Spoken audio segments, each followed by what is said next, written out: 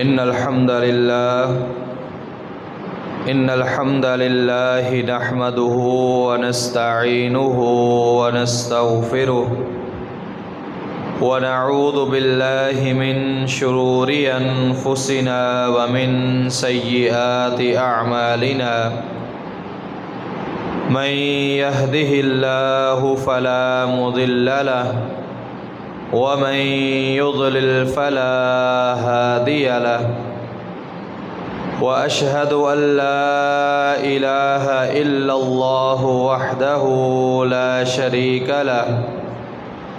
وأشهد أن محمدًا عبده ورسوله اللهم صل على محمد وعلى آل محمد كما صليت على إبراهيم وعلى آل إبراهيم إنك حميد مجيد اللهم بارك على محمد وعلى آل محمد كما باركت على إبراهيم وعلى آل إبراهيم إنك حميد مجيد أما بعد فإن خير الحديث كتاب الله وخير الهدي هدي محمد صلى الله عليه وسلم وشر الأمور محدثاتها وكل محدثة بدعة وكل بدعة ضلالة وكل ضلالة في النار أعوذ بالله من الشيطان الرجيم بسم الله الرحمن الرحيم إنما الحياة الدنيا لعب ولهو وزينة وتفاخر بينكم وتكاثر في الأموال والأولاد قال الله تعالى في مقام آخر ثم أماته فأقبره ثم إذا شاء أنشره كلا لما يقض ما أمره صدق الله العظيم رب اشرح لي صدري ويسر لي أمري واحلل عقدة من لساني يفقه قولي رب زدني علما رب زدني علما رب زدني علما سبحانك لا علم لنا إلا ما علمتنا إنك أنت العليم الحكيم تمام قسم کی حمد و ثنا بڑائی کبریائی یکتائی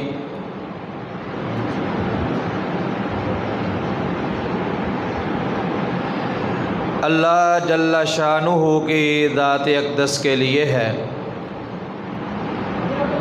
انگنت لاتعداد درود و سلام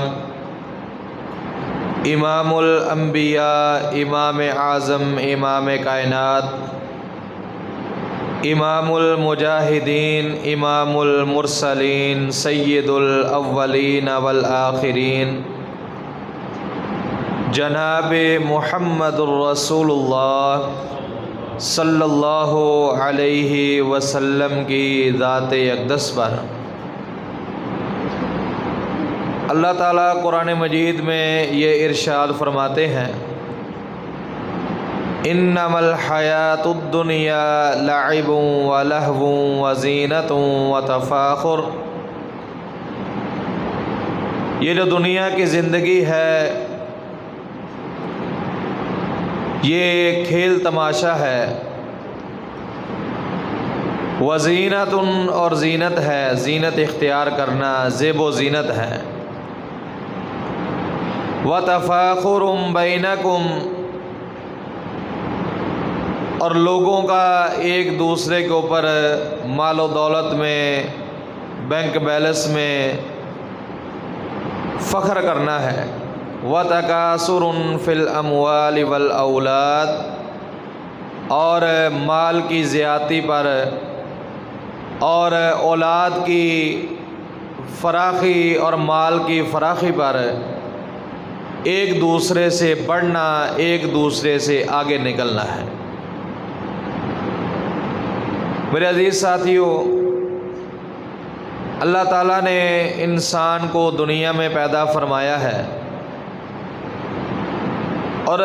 اس کی پیدائش کے جہاں پر مقاصد اللہ تعالیٰ نے بیان فرمائے ہیں، ایک مقصد ہے اپنی آخرت کی تیاری، کہ ایک مسلمان کلمہ پڑھنے والا، اس کا دنیا میں آنے کا مقصد اللہ تعالیٰ کی عبادت اور اپنی آخرت کی تیاری ہے، اور یہ ایسا مقصد ہے کہ جس کو ہم بھول چکے ہیں، اور یہ ایسا مقصد ہے کہ جس کی تیاری کے لیے ہم وقت نہیں نکالتے۔ حالانکہ یہ دنیا فانی ہے، اس دنیا میں جتنے بھی زیرو چیزیں ہیں، حتیٰ کہ اس دنیا نے بھی تباہ و برباد ہو جانا ہے۔ وَتَسِيرُ الْجِبَالُ سَيْرًا، پہاڑ ختم ہو جائیں گے، تباہ و برباد ہو جائیں گے، روئی کی طرح پہاڑ اڑیں گے، ایک دوسرے سے ٹکرا کر تباہ ہو جائیں گے، زمین تباہ و برباد ہو جائے گی۔ ہر بندہ اس نے اس دنیا سے جانا ہے، اس بات کا ہر ایک کو پتہ ہے، لیکن ہمارا یقین وہ دنیا کے اوپر زیادہ ہے۔ ہم دنیا کو ہی اپنے لیے سب کچھ سمجھتے ہیں۔ تو میرے عزیز بھائیوں، اس کی وجہ ہے کہ ہم آخرت کا تذکرہ نہیں کرتے۔ ہم دوسری باتیں سنتے ہیں، دین کے دوسرے مسائل سنتے ہیں، نماز کی یہ فضیلت ہے، نماز کا یہ مسئلہ ہے، وضو کی یہ فضیلت ہے، وضو کا یہ مسئلہ ہے، کلمے کی یہ فضیلت ہے، کلمے کے متعلق یہ مسائل ہیں، مساجد کی یہ فضیلت ہے، مساجد کے یہ فضائل ہیں، رمضان کی یہ فضیلت ہے، رمضان کے یہ مسائل ہیں۔ یہ تذکرے، یہ معاملات، یہ موضوعات ہم بہت زیادہ سنتے ہیں، لیکن آخرت کی فکر کے حوالے سے میرے عزیز بھائیوں بہت کم لوگ ہم اس موضوع کے اوپر غور کرتے ہیں، اور کم ہی ہمیں سننے کو ملتا ہے۔ حالانکہ یہ ایک ایسا موضوع ہے کہ جس موضوع کے اوپر تمام عبادات کی بنیاد ہے۔ ہمیں آخرت کی فکر نہ ہو، ہمیں اپنی قبر یاد نہ ہو، ہمیں اپنی آخرت یاد نہ ہو، تو میرے عزیز بھائیوں سمجھ لیں ہماری عبادتوں کے اندر وہ مٹھاس باقی نہیں رہے گی، وہ اخلاص باقی نہیں رہے گا، کیونکہ عبادتیں کرنے کا مقصد یہ ہے کہ ہماری آخرت بہتر ہو جائے۔ تو میرے عزیز بھائیوں، اللہ تعالیٰ فرماتے ہیں ثم اماتہ فاقبرہ، بندہ جتنی مرضی زندگی گزار لے، چاہے وہ 40 سال، 50 سال، 60 سال، جتنی مرضی زندگی گزار لے، ایک وقت آئے گا بندے کو موت آنی ہے، اور بعد میں اس کو قبر کے اندر رکھ دیا جائے گا۔ ثم اذا شاء انشرہ، اور پھر اللہ تبارک و تعالیٰ جب چاہیں گے، جب قیامت قائم ہوگی، اللہ تعالیٰ بندے کو دوبارہ اٹھا لیں گے۔ تو میرے عزیز بھائیوں، جیسا کہ رمضان المبارک کا یہ آخری جمعہ ہے، تو اس جمعے میں نے یہ مناسب سمجھا کہ فکر آخرت کے حوالے سے چند چیزیں آپ ساتھیوں کے سامنے بیان کی جائیں، چند باتیں آپ ساتھیوں کے سامنے بیان کی جائیں۔ دعا کریں اللہ تبارک و تعالی ہمیں اپنی آخرت کی فکر کرنے کی توفیق عطا فرمائے۔ اللہ تعالی ہمیں اپنی آخرت کی تیاری کرنے کی توفیق عطا فرمائے۔ اللہ تعالی ہمیں اپنی آخرت کو بہتر بنانے کی توفیق عطا فرمائے۔ آخرت کی جو منزلیں ہیں ان میں جو سب سے پہلی منزل ہے وہ ہماری قبر کی منزل ہے، اور قبر کی منزل کے حوالے سے یہ بات ذہن میں رکھنی چاہیے، قبر یہ سیاہ ترین گڑھا ہے، اس میں اندھیرا ہی اندھیرا ہے، اس میں تاریکیاں ہی تاریکیاں ہیں، وہاں پر لائٹیں، وہاں پر روشنی اگر ہوگی تو ہمارے نیک اعمال کی ہوگی، ہماری نیکیوں کی ہوگی۔ اگر ہمارے رب کی رضا نہ ہوئی، دنیا میں ہم نے اپنے رب کو راضی نہ کیا ہوا، تو میرے عزیز بھائیوں سمجھ لیں پھر ہماری قبر میں اندھیرے ہی ہوں گے، تاریکیاں ہی ہوں گی۔ اسی طرح میرے بھائیوں قبر میں یہ جو قبر ہے یہ ویرانی کا گڑھا ہے، کوئی ہمارے ساتھ قبر میں نہیں جائے گا، ہر طرف ویرانی ہی ویرانی ہوگی۔ دنیا میں کوئی پریشانی آئے ہمیں غم خار مل جاتا ہے،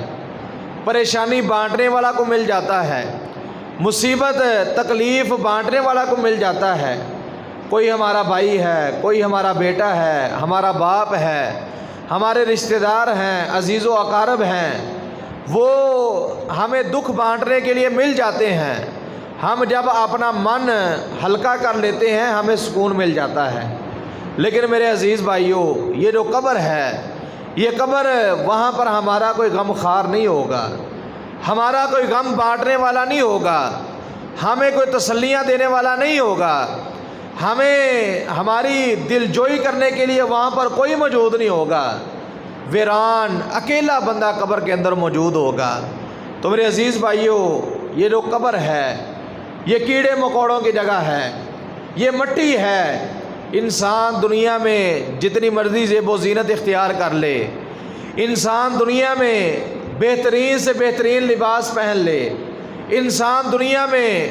بہترین سے بہترین وہ اپنا بستر تیار کر لے، رہنے کے لیے اپنا مکان تیار کر لے، لیکن میرے عزیز بھائیوں جب انسان کی روح قبض ہونی ہے، جب انسان کو موت آنی ہے، تو میرے عزیز بھائیوں مٹی کا لباس ہوگا، مٹی کا گھر ہوگا، مٹی کا بچھونا ہوگا، وہاں پر کوئی زیب و زینت نہیں ہوگی۔ ہر بندہ چاہے وہ بڑے سے بڑا امیر ترین دنیا کا بندہ ہے، چاہے وہ غریب سے غریب بندہ ہے، میرے عزیز بھائیوں ملنی اس کو قبر ہی ہے، آخر اس نے یہ مٹی کے گھر کے اندر ہی جانا ہے۔ تو جب ہماری فکر، ہمارا یقین، ہمارا ذہن یہ بن جائے کہ دنیا میں جتنا مرضی زیب و زینت اختیار کر لوں، مہنگے سے مہنگا گھر بنا لوں، مہنگے سے مہنگے کپڑے پہن لوں، مہنگے سے مہنگا اپنا بیڈ تیار کر لوں، بستر تیار کر لوں، تو میرے عزیز بھائیوں ہمیں یہ بات ذہن میں رکھنی چاہیے، ہمارا یہ یقین پختہ ہونا چاہیے، ایک وقت آنا ہے جب میں نے مر جانا ہے، میری روح جسم سے علیحدہ ہو جانی ہے، تو میں نے کہاں پر جانا ہے؟ اپنی قبر کے اندر جانا ہے۔ تو میرے عزیز بھائیوں قبر کے معاملے میں صحابہ کرام نبی کریم صلی اللہ علیہ وسلم بڑے پریشان رہتے تھے۔ نبی صلی اللہ علیہ وسلم ایک مرتبہ بیٹھے ہیں قبر کے پاس، آپ صلی اللہ علیہ وسلم زار و قطار رو رہے ہیں، زار و قطار رو رہے ہیں، اتنا روتے ہیں آپ کی داڑھی مبارک آنسوؤں سے تر ہو جاتی ہے، آنسوؤں سے گیلی ہو جاتی ہے، اور آپ صلی اللہ علیہ وسلم سسکیاں لیتے ہوئے یہ کہتے ہیں یا اخوانی لمثل ھذا فاعدوا، اے میرے بھائیوں، اے میرے صحابہ، اے میری امت کے لوگوں، لمثل ھذا فاعدوا، اس قبر کے لیے تیاری کر لو، اس قبر کے لیے اپنی تیاری کر لو۔ اور حضرت عثمان رضی اللہ تعالیٰ عنہ جب ان کے سامنے قبر کا تذکرہ کیا جاتا، جب ان کے سامنے عالم برزخ کا تذکرہ کیا جاتا، بڑا روتے، زار و قطار روتے۔ صحابہ کرام نے پوچھا، ساتھیوں نے پوچھا، اے عثمان، آپ کے سامنے جہنم کا تذکرہ کیا جاتا ہے آپ اتنا زیادہ نہیں روتے، جب آپ کے سامنے قبر کا تذکرہ کیا جاتا ہے تو آپ اتنا زیادہ روتے ہیں، زاروں کی طرح رونا شروع کر دیتے ہیں۔ تو حضرت عثمان رضی اللہ تعالیٰ عنہ نے فرمایا کہ قبر کی وجہ سے میں کیوں نہ روں، کیونکہ میں نے اپنے پیارے محبوب صلی اللہ علیہ وسلم کو یہ فرماتے ہوئے سنا ہے، ان القبر اول منزل من منازل الآخرہ، کہ یہ جو قبر ہے یہ آخرت کی منزلوں میں سے پہلی منزل ہے، اور جو بندہ اس قبر میں کامیاب ہو گیا اس کی باقی کی جو منزلیں ہیں وہ بھی اس میں بھی کامیاب ہو جائے گا۔ اگر بندہ قبر میں ناکام ہو گیا تو بعد والی جو منزلیں ہیں ان کے اندر بھی وہ کیا ہو جائے گا، ناکام ہو جائے گا۔ اور باقی بات یہ رہی کہ قبر کی جب بات آتی ہے تو پھر میں کیوں رونا شروع کر دیتا ہوں، کیوں میں پریشان ہو جاتا ہوں، کیوں میں خوف زدہ ہو جاتا ہوں؟ کہتے ہیں میں نے پیارے پیغمبر محمد الرسول اللہ صلی اللہ علیہ وسلم کو یہ فرماتے ہوئے سنا ہے، اے میرے صحابہ، ما رأیت منظرا قط الا والقبر افزع منہ، جتنا گھبراہٹ والا، جتنا پریشان کن منظر میں نے قبر کا منظر دیکھا ہے، اتنا منظر دنیا میں کوئی گھبراہٹ والا نہیں ہے، کوئی خطرناک نہیں ہے۔ اس وجہ سے جب میں قبر کو دیکھتا ہوں تو میں پریشان ہو جاتا ہوں، دل پر خوف طاری ہو جاتا ہے کہ بھئی آج جہاں پر میں اپنے ساتھی کو قبر میں دفنا رہا ہوں، ایک وقت آنا ہے مجھے بھی قبر میں رکھ دیا جائے گا، مجھے بھی قبر میں دفنا دیا جائے گا۔ تو قبر بڑی گھبراہٹ والا منظر ہے، بڑا خوفناک منظر ہے، اتنا خوفناک منظر ہے۔ حضرت اسماء رضی اللہ تعالیٰ عنہ کہتی ہیں، ایک مرتبہ رسول اللہ صلی اللہ علیہ وسلم نے صحابہ کرام کو نصیحت فرمائی اور قبر کے فتنے، قبر کی آزمائش کے بارے میں ذکر فرمایا۔ تو کہتے ہیں جب آپ صلی اللہ علیہ وسلم نے ذکر کیا قبر کا، قبر کے عذاب کا، قبر کی آزمائش کا، قبر کے معاملات کا، کہتی ہیں زج المسلمون زجن، صحابہ کرام سسکیاں لے کر رو رہے تھے، سسکیاں آ گئی انہوں روتے روتے، ہچکیاں آنی شروع ہو گئی روتے روتے۔ تو میرے عزیز بھائیوں، یہ جو قبر ہے یہ اتنی خوفناک ہے، اس کا عذاب اتنا خطرناک ہے، اس کا منظر اتنا خطرناک ہے۔ حضرت انس رضی اللہ تعالیٰ عنہ کہتے ہیں کہ اللہ کے نبی علیہ الصلوۃ والسلام نے ایک دفعہ ارشاد فرمایا ولولا اللہ تدافنوا لدعوت اللہ ان یسمعکم عذاب القبر، اگر مجھے اس بات کا ڈر نہ ہو، اس بات کا خدشہ نہ ہو کہ تم اپنے مردوں کو دفنانا بند کر دو گے، تو میں اللہ تعالیٰ سے دعا کرتا کہ اللہ تعالیٰ تمہیں عذاب قبر سنا دیتا، تمہیں قبر کے اندر جو عذاب ہوتا ہے اور جو مرنے والا جس کو عذاب دیا جاتا ہے اس کی چیخ و پکار، اس کی آوازیں، اس کا شور وہ اتنا خطرناک ہے۔ فرمایا اگر تم اس کو سن لو تو اپنے مردوں کو دفنانا بند کر دو، اتنا خطرناک منظر ہے قبر کا۔ تو میرے عزیز بھائیوں، نبی کریم صلی اللہ علیہ وسلم نے فرمایا انسان جس حالت میں بھی مرتا ہے، جس حالت میں اس کو موت آتی ہے، چاہے دنیا میں نیکیاں کر کے فوت ہوا، چاہے وہ اللہ تعالیٰ کی نافرمانیاں کر کے دنیا سے چلا گیا، فرمایا اذا مات احدکم عرض علیہ مقعدہ بالغداۃ والعشی ان کان من اہل الجنۃ فمن اہل الجنۃ وان کان من اہل النار فمن اہل النار۔ فرمایا جب بندہ قبر کے اندر رکھ دیا جاتا ہے، قبر میں اس کو دفنا دیا جاتا ہے، تو پھر اگر بندہ جنتی ہوتا ہے تو جو جنتی اس کا ٹھکانہ ہوتا ہے وہ صبح شام اس کو دکھایا جاتا ہے کہ اللہ کے بندے جب تو نے اس قبر سے اٹھنا ہے، جب میدان محشر ہونا ہے، اللہ تعالیٰ نے حساب و کتاب کرنا ہے، تو حساب و کتاب کرنے کے بعد جنت کے اندر تیرا یہ ٹھکانہ ہوگا، جنت میں تیرا یہ گھر ہوگا۔ اور اگر بندہ جہنمی ہوگا،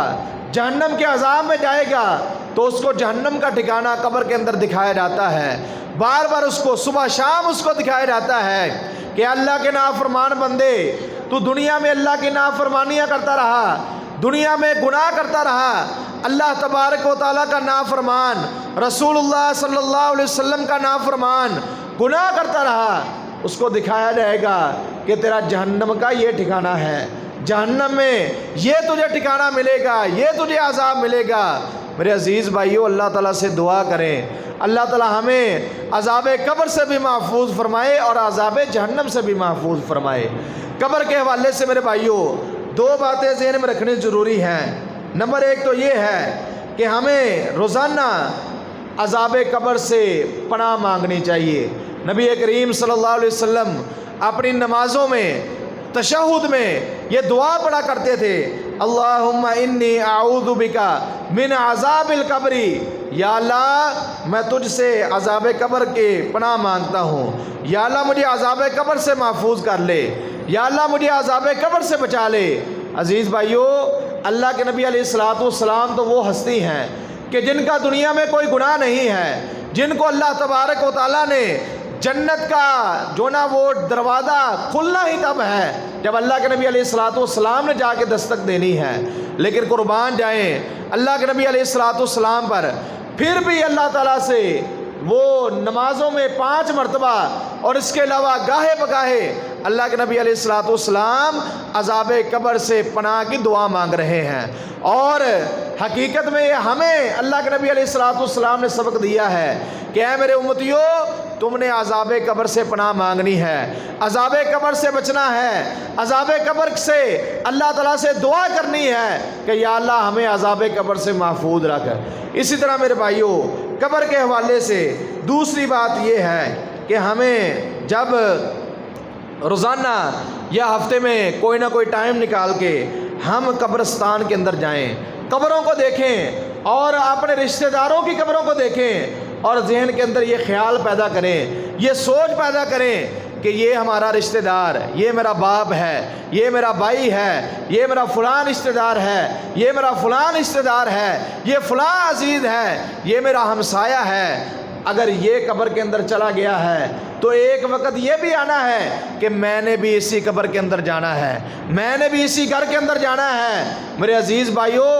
کتنے ہی سال ہو جاتے ہیں، کتنا ہی ٹائم گزر جاتا ہے، ہمارا قبرستان میں چکر نہیں لگتا، اور یہی وجہ ہے کہ ہم اپنی موت کو بھول چکے ہیں۔ جب ہم قبرستان میں بار بار چکر لگائیں گے، اپنے عزیز و اقارب کو دیکھیں گے کہ وہ قبروں کے اندر پڑے ہوئے ہیں، وہ قبر میں پہنچ چکے ہیں، عالم برزخ میں پہنچ چکے ہیں، تو میرے عزیز بھائیو ہمارے دل میں بھی خیال پیدا ہوگا، ہمیں بھی یاد رہے گا کہ اے اللہ کے بندے، تو نے بھی ایک وقت آنا ہے، اسی گڑھے کے اندر جانا ہے، اسی تاریکیوں والے گھر کے اندر جانا ہے، اسی مٹی کے گھر کے اندر جانا ہے، اسی ویرانی کے گھر کے اندر جانا ہے۔ ہم تو جاتے ہیں، کوئی فوت ہو گیا، جنازہ پڑھ کے جلدی جلدی واپس آ گئے، ہم تو یہ بھی نہیں گوارا سمجھتے کہ چلو یار جنازہ پڑھ لیا، دفنا کے چلے جائیں، جنازہ پڑھا ادھر سے سلام پھرتا ہے، موٹر سائیکل سٹارٹ کرتے پا کے گھر آ جاتے ہیں۔ میرے عزیز بھائیو، صبح کے ٹائم، رات کے ٹائم کہیں قبرستان میں اکیلے چکر لگا کے دیکھیں، آپ کو پتہ چلے گا کہ قبرستان کا منظر اتنا خوفناک ہوتا ہے۔ مجھے یہ بتائیں قبر کے اندر کا منظر کتنا خوفناک ہوگا، قبر کے اندر کیا معاملات ہوں گے۔ ہم جب قبرستان کو دور سے دیکھتے ہیں، اپنے بچوں کو ڈراتے ہیں، وہ دیکھو قبرستان ہے، وہ دیکھو اندھیرا کتنا ہے، خود ڈرتے ہیں، رات کو ڈرتا کو قبرستان کے اندر نہیں جاتا۔ قبرستان کے اندر جب جائیں، جا کے دیکھیں، میں یہ بات پکی بات کہتا ہوں، گارنٹی کے ساتھ یہ بات کہتا ہوں، 1 مہینہ اپنی راتیں قبرستان کے اندر گزاریں، آپ گناہ کرنا چھوڑ دیں گے۔ آپ کو پتہ چلے گا کہ قبرستان میں جو اندھیرا ہوتا ہے، قبرستان میں جو سنسانی ہوتی ہے، قبرستان میں جو ویرانی ہوتی ہے، قبرستان کے اندر جو ویرانی ہے، یہ کتنا خوفناک منظر ہے، کتنا ڈراؤنا منظر ہے، کتنا خطرناک منظر ہے۔ تو میرے عزیز بھائیو،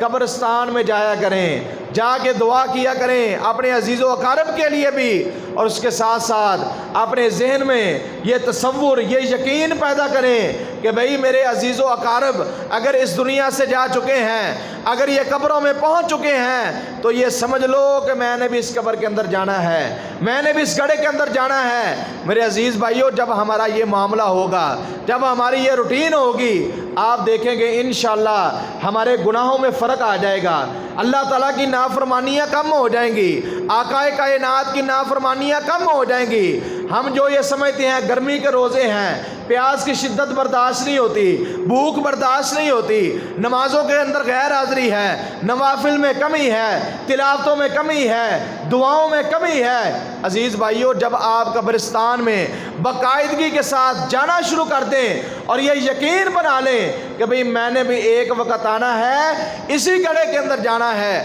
آپ دیکھیں گے آپ کے گناہوں کا لیول کم ہو جائے گا، آپ کے گناہ کم ہو جائیں گی، نیکیوں کی ترغیب بڑھ جائے گی، زیادہ سے زیادہ مسجد میں آنا شروع کر دیں گے، زیادہ سے زیادہ قرآن کی تلاوت شروع کر دیں گے، زیادہ سے زیادہ اپنے رب کے سامنے توبہ استغفار شروع کر دیں گے۔ لیکن مسئلہ یہ ہے کہ ہم نے قبرستان میں جا کے دیکھنا ہے۔ ہم جب قبرستان میں نہیں جاتے، ہم کوئی کام شروع کیا ہو نا کسی ٹھیکیدار نے، جب تک وہ کام کے اوپر جائے نا کام نہ دیکھے، اس کو تسلی نہیں ہوتی، اس کو یقین نہیں ہوتا کہ بھئی یہ جو مزدور لگے ہیں، یہ جو مستری لگے ہیں، یہ کام ٹھیک کر رہے ہیں کہ نہیں کر رہے۔ بندہ جاتا ہے، جا کے چکر لگاتا ہے، کام دیکھتا ہے کہ بھئی انہوں نے کام کیسا کیا ہے، یہ کیسا کام کر رہے ہیں، کام آہستہ آہستہ کر رہے ہیں یا تیزی کے ساتھ ختم کر رہے ہیں۔ تو میرے عزیز بھائیو، دنیا کے کاموں کی باری آئے، ہم بار بار چکر لگائیں، ہماری راتوں کی نیندیں حرام ہو جائیں، ہمیں پریشانی رہے، میں نے اتنا بڑا ٹھیکہ اٹھایا ہوا ہے،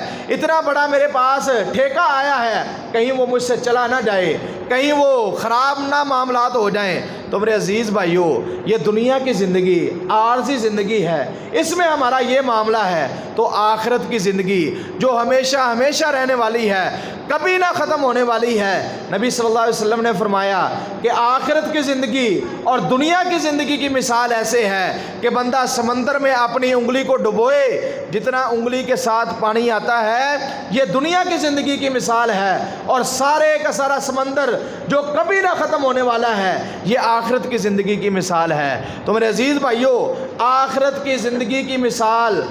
دنیا کی زندگی کی مثال آخرت کی زندگی کے مقابلے میں ایک قطرے کی مانند ہے۔ تو میرے عزیز بھائیو، ہم ایک قطرے کے لیے اتنی محنت کرتے ہیں، اتنی کوشش کرتے ہیں، اتنی کوشش کرتے ہیں، اتنی محنت، رات کی نیندیں حرام ہیں، سارا دن تھکاوٹ نہیں ہوتی کہ کہیں کام خراب نہ ہو جائے، کام ختم نہ ہو جائے، کہیں رزق میں کمی نہ آ جائے۔ تو میرے عزیز بھائیو، ایک قطرے کے لیے جب اتنی محنت کرتے ہیں، اور جو اتنا بڑا سمندر ہے، جو ہمیشہ ہمیشہ رہنے والی زندگی ہے، اس کے لیے ہماری محنت کیوں نہیں ہے؟ اس کی وجہ یہ ہے، ہمارے دل میں موت کا یقین نہیں ہے، ہمارے دل میں آخرت کا یقین نہیں ہے۔ تو وہ یقین پیدا کرنے کے لیے ہماری ذمہ داری ہے، ہم قبرستان میں جائیں، قبرستان میں جا کے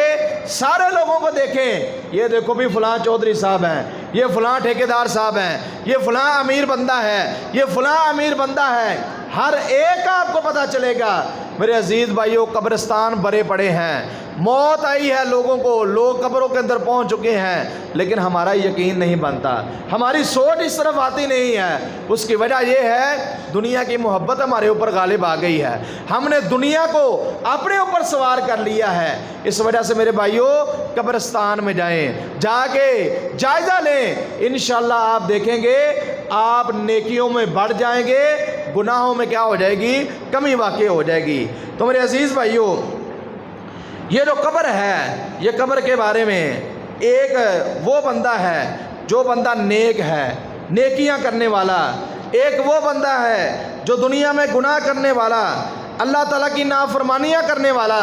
میرے عزیز بھائیو، آقا کائنات نے، سید الاولین والآخرین نے ان دونوں بندوں کی جو قبر میں پہلی رات ہوتی ہے اس کا تذکرہ فرمایا ہے، ان کی موت کا بھی تذکرہ فرمایا ہے، اور ان کی قبر کی پہلی رات کا اور آخرت کا بھی تذکرہ کیا ہے۔ جو نیک بندہ ہوتا ہے اس کی موت کیسے آتی ہے؟ نبی صلی اللہ علیہ وسلم نے اپنی حدیث میں ارشاد فرمایا نیک بندے کی موت ایسے آتی ہے کہ جب اس کی موت کا ٹائم ہوتا ہے، دیندار بندے کی موت کا ٹائم ہوتا ہے، فرشتے جب اس کی روح کو قبض کرنے آتے ہیں تو آگے پہلے اس کو سلام کہتے ہیں، کیا کہتے ہیں جی؟ سلام کہتے ہیں۔ السلام علیکم یا عباد اللہ، اے اللہ کے بندے تجھ پر سلامتی ہو۔ فرمایا اس کے بعد کیا آتا ہے؟ جو آنے والے فرشتے ہوتے ہیں ان کے چہرے سورج کی طرح چمک رہے ہوتے ہیں، چاند کی طرح چمک رہے ہوتے ہیں۔ اسی طرح فرمایا جب وہ پرہیزگار بندے نیک بندے کی روح کو قبض کرتے ہیں، اس کی روح کو لپیٹنے کے لیے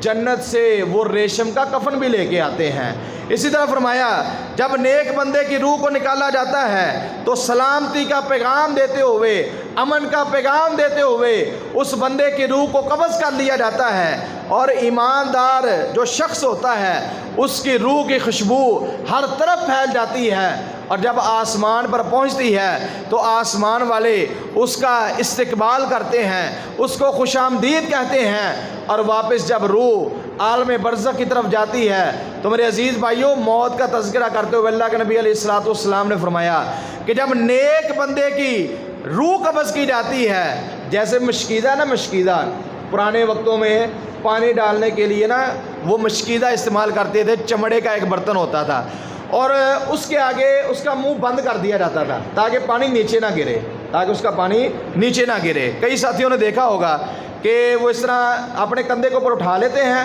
اور وہ برتن ہوتا ہے بڑا سارا جو نا وہ چمڑے کا بنا ہوا، اور اس کے آگے مشک اس کو کہتے ہیں، مشکیزہ ویسے عام طور پر مشہور ہے، اور مشک اس کو کہتے ہیں، تو اس کا آگے سے منہ باندھ دیا جاتا ہے۔ جب منہ کھولتے ہیں نا تو پانی بڑی تیزی کے ساتھ نکلتا ہے۔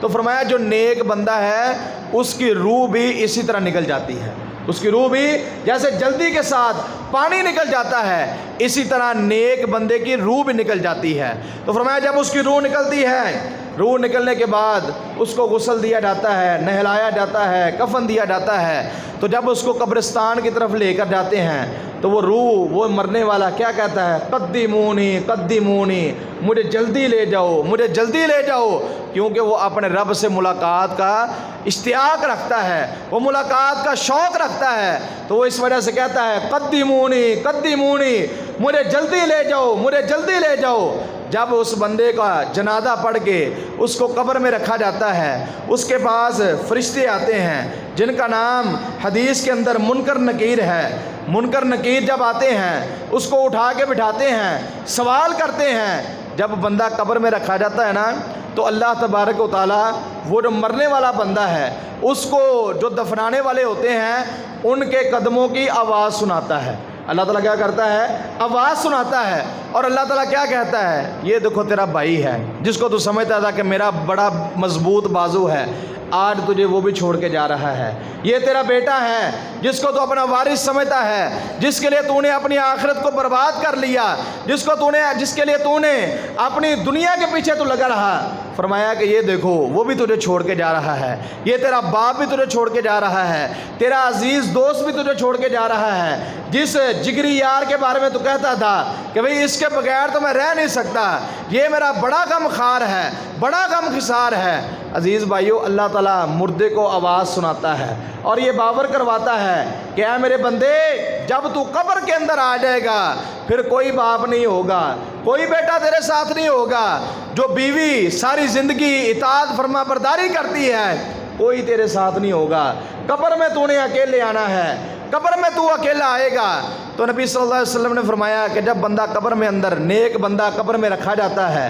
تو منکر نکیر اس کے پاس آتے ہیں، آگے پوچھتے ہیں، ہاں جی بتاؤ مر ربو کا، تیرا رب کون ہے، تیرا رب کون ہے؟ وہ بندہ آگے سے جواب دیتا ہے ربی اللہ، میرا رب اللہ تعالیٰ ہے۔ پھر وہ پوچھتے ہیں کہ یہ جو نبی ہے اس کے بارے میں تو کیا کہتا ہے؟ بندہ آگے سے کہتا ہے ہوا عبد اللہ و رسول،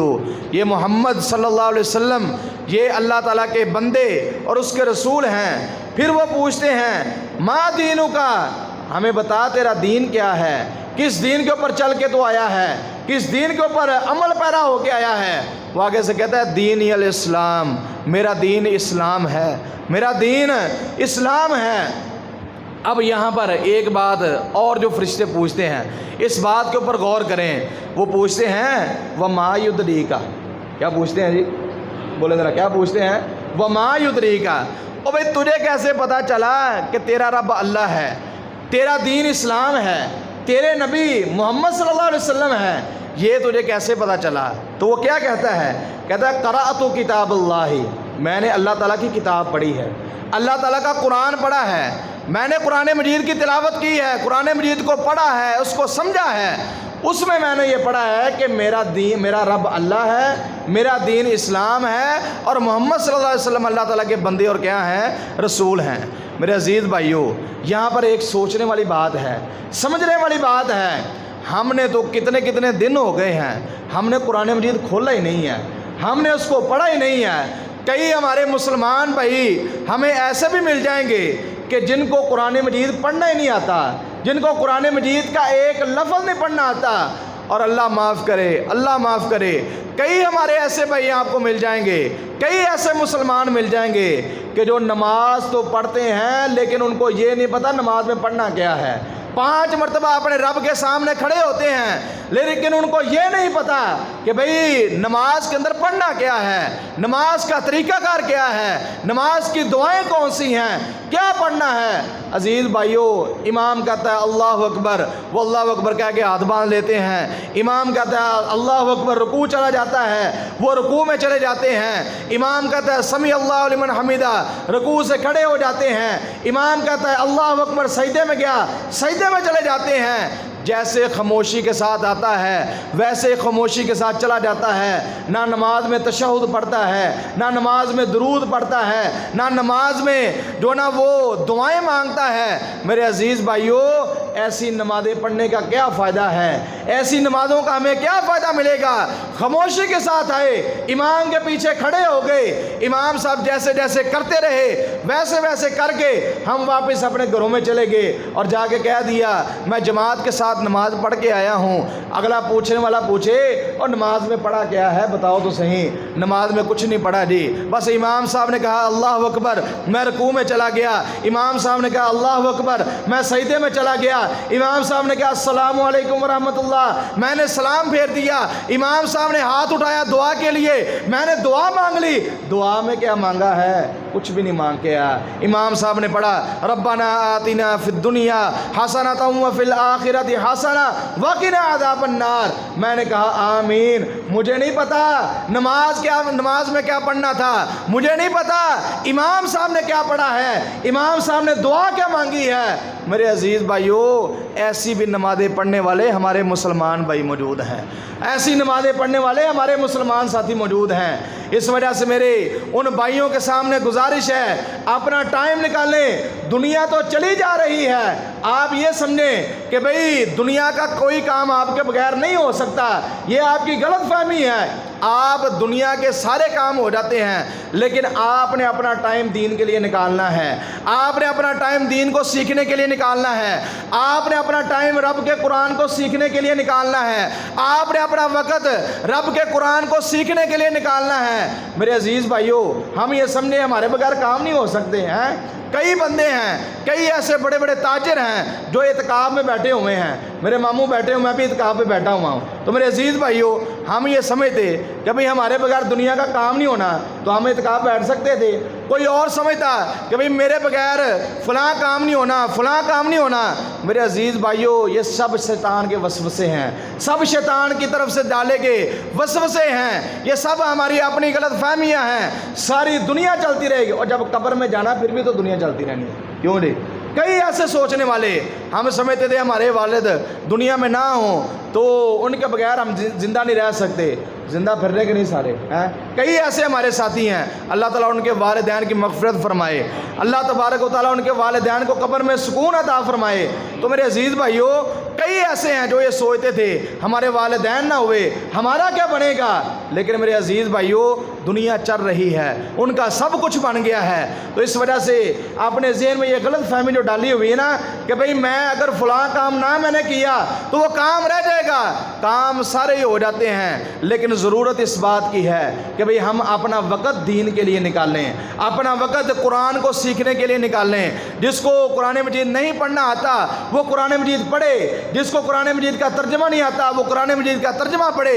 جس کو قرآن مجید کی کسی آیت کی سمجھ نہیں آتی وہ تفاسیر کا مطالعہ کرے۔ میرے عزیز بھائیوں پتہ تب بھی چلے گا کہ جب ہم نے قرآن کو سمجھا ہوگا، نہیں تو ویسے تو عربی میں ہم پڑھتے جائیں گے، کتنے قرآن ہم اپنے رمضان کے اندر سنتے آ رہے ہیں، لیکن جو فرشتوں کا سوال ہے وَمَا يُدْرِيكَ، تجھے کیسے پتہ چلا ہے کہ تیرا رب اللہ ہے؟ تجھے کیسے پتہ چلا کہ تیرا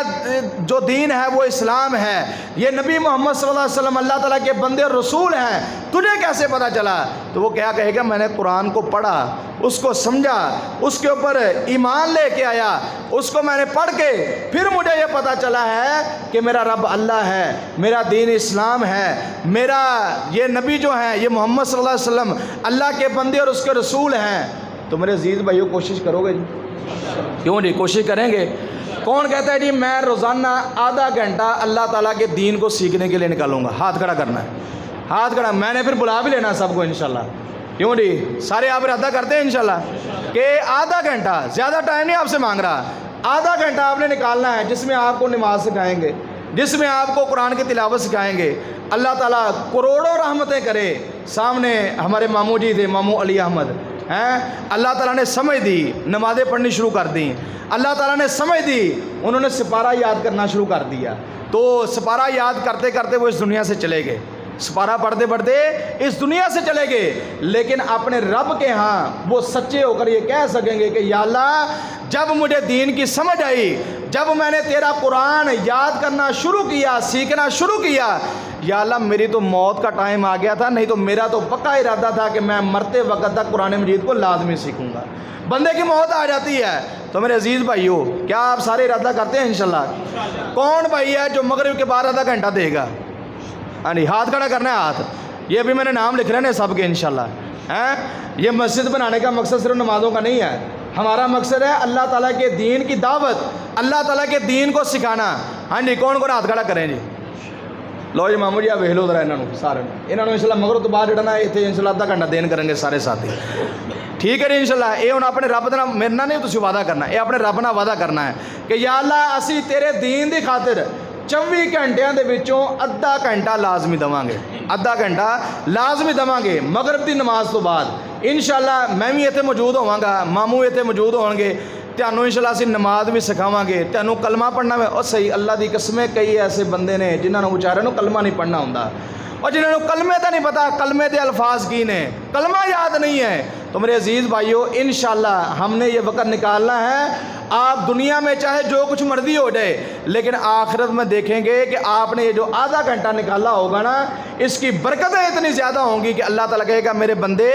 تو نے میرے دین کے لیے آدھا گھنٹہ نکالا ہے، جا میں نے آج تجھے اپنی جنت کا مہمان بنا دیا۔ تو میرے عزیز بھائیوں یہ آدھا گھنٹہ میں نے انشاءاللہ سب کو دیکھ لیا، سب کے ساتھ میں رابطہ کروں گا، سب کو انشاءاللہ ادھر بلائیں گے، اللہ کا دین سکھائیں گے، باقی کما واسطے بھی تو ہی مجبور کر لینے ہیں نا، اور چل میرے پتر دا ویاہ ہی آنا ہی اتنے، نہ آیا تو میں ناراض ہو جاؤں گا، میرے فلاں دا ویاہ آنا ہے لازمی، کارڈ بھیجنے ہیں، اگر نہ آوے یار فلانا نہیں آیا فون کر کے پوچھنے ہیں، ہاں بھائی وہ تو میرے پتر دی شادی تو نہیں آیا۔ کدی یہ بھی فکر کیتی ہے کہ یار فلاں میرا بھائی نماز نہیں پڑھن آیا، میں انہوں فون کر کے پوچھا تو صحیح کہ بھائی تو نماز کیوں نہیں پڑھن آیا؟ فلاں میرا بھائی وہ جڑا نا وہ مسجد اندر نہیں آیا، وہ کیوں نہیں آیا، میں فون کر کے پتہ کراں۔ کدی یہ بھی سوچ پیدا کیتی ہے؟ آدھے کہنا ٹھیک اپنی پڑھیاں نے، باقی جنہیں نہیں پڑھی ہونا ہی کی کر سکنے، چک کے تو مسیطے لیا نہیں سکتے، وہ چک کے نہیں لیا سکتے، دعوت دے سکتے جناب، وہ بار بار دعوت دو، بار بار کہو، انشاءاللہ ایک وقت آئے گا، کئی ایسے بندے میں نے دیکھے ہیں بار بار دعوت دی جاتی ہے، ایک وقت آتا ہے اللہ تعالیٰ نے وہ قبولیت کا سینہ کھولنے کا ٹائم رکھا ہوتا ہے، تو کیا ہوتا ہے بندے کا سینہ کھل جاتا ہے، اللہ تعالیٰ دعوت کی بات اس کے دل میں ڈال دیتا ہے اور وہ اللہ تعالیٰ کا بندہ بن جاتا ہے۔ بار بار دعوت دیں، بار بار پوچھیں، بار بار کہیں، ایک وقت آئے گا ہماری یہ مسجد انشاءاللہ بھر جائے گی، نمازیوں کی تعداد بڑھ جائے گی، تو سارے ساتھی انشاءاللہ کوشش کریں گے جی۔ تو فرمایا کہ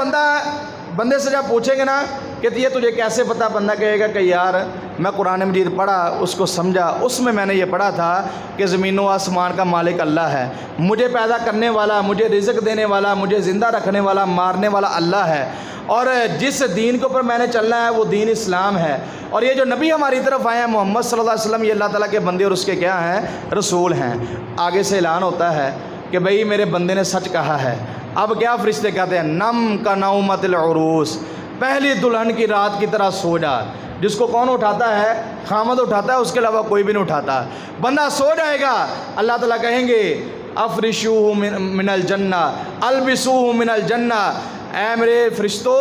اس بندے کو لباس بھی جنت کا پہنا دو، اس بندے کو جو بستر ہے وہ بھی جنت کا لا دو، اس بندے کے لیے جنت کی طرف سے دروازہ کھول دو تاکہ جنت کی ٹھنڈی ہوائیں اس کی قبر کے اندر آتی رہیں، اس کو قبر میں گھٹن محسوس نہ ہو، اس کو قبر میں پریشانی نہ ہو۔ لہذا جنت کا لباس پہن کے، جنت کا بچھونا بچھا کے، جنت کی ٹھنڈی ہوائیں لے کر بندہ سو جائے گا، اور کل قیامت والے دن اللہ تعالیٰ بندے کو اٹھائے گا، بندے کو اٹھائے گا، پھر بندہ اٹھے گا، نہیں تو سویا رہے گا بندہ۔ میرے عزیز بھائیو، اس کے مقابلے میں وہ بندہ جو دنیا میں گنہگار ہے، اللہ تعالیٰ کا نافرمان ہے، رب کو ناراض کرنے والا، اللہ کے نبی علیہ الصلوۃ والسلام کی نافرمانیاں کرنے والا، بے نمازی، قرآن سے دور، اللہ کے دین سے دور، مسجد سے دور، تو میرے عزیز بھائیو فرمایا اس کے پاس جب فرشتے آتے ہیں بڑی خوفناک شکل ہوتی ہے، بڑی خوفناک، وہ بندہ ڈرتا ہے، پریشان ہوتا ہے۔ بندہ نبی صلی اللہ علیہ وسلم نے فرمایا کہ بد بندے کی، گنہگار بندے کی روح کو جب نکالا جاتا ہے،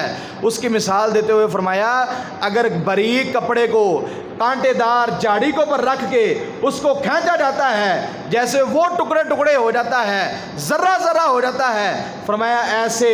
گنہگار بندے کی روح کو نکالا جاتا ہے، زخمی ٹکڑے ٹکڑے کھینچ کے نکالتے ہیں فرشتے، اور جب نہلا کے اس کو کفن دے کے قبرستان کی طرف لے جایا جاتا ہے، وہ بندہ کہتا ہے او مجھے قبرستان کی طرف نہ لے کے جاؤ، مجھے قبر کے اندر نہ دفنانا۔ وہ آوازیں لگاتا ہے، چیخو پکار کرتا ہے، وویلا کرتا ہے، او مجھے قبرستان میں نہ لے کے جاؤ، مجھے قبر میں نہ لے کے جاؤ۔ لیکن میرے عزیز بھائیو اس وقت کوئی سننے والا نہیں ہے، اس وقت کوئی اس کا جواب دینے والا نہیں ہے۔ جب اس کو قبر میں رکھا جاتا ہے، منکر نکیر آتے ہیں، ہاں جی بتاؤ جی مر ربو کا، تیرا رب کون ہے؟ کہے گا ہا ہا ہا ہا لا ادری، ہائے افسوس ہائے افسوس میں نہیں جانتا۔ ما دینوں کا، تیرا دین کیا ہے؟ دین تو بتا دے۔ ہا ہا ہا ہا لا ادری، اور مجھے نہیں پتا میرا دین کیا ہے۔ نبی کے بارے میں کیا کہتا ہے؟ ہا ہا ہا ہا لا ادری، ہائے افسوس ہائے افسوس میں نہیں جانتا۔ عزیز بھائیو آواز لگانے والا آواز لگاتا ہے، اس کو جہنم کا لباس پہنا دو، جہنم کا بستر دے دو، جہنم کی طرف سے ایک کھڑکی کھول دو تاکہ قبر میں جہنم کی آگ آتی رہے، جہنم کی لو آتی رہے۔ اور قبر اس کے ساتھ کیا معاملہ کرتی ہے؟ قبر اس کی حد نگاہ کھلتی ہے، کھلنے کے بعد ایسے ساتھ مل جاتی ہے، ایک سائیڈ کی پسلیاں دوسری سائیڈ میں ایسے جو نا وہ جکڑی جاتی ہیں، ایسے مل جاتی ہیں۔ میرے عزیز بھائیو